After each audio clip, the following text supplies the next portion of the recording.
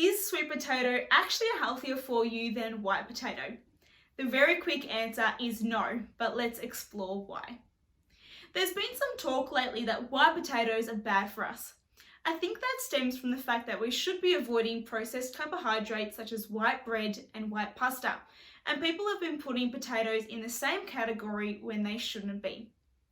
When we compare white potato and sweet potato, they are actually very similar in their kilojoule contents.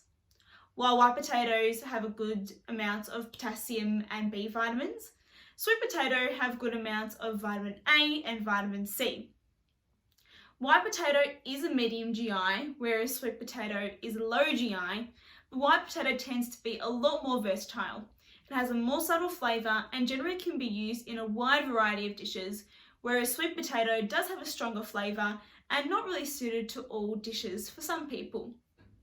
So what's my advice? Enjoy both and get the benefits of both white potato and sweet potato in moderation.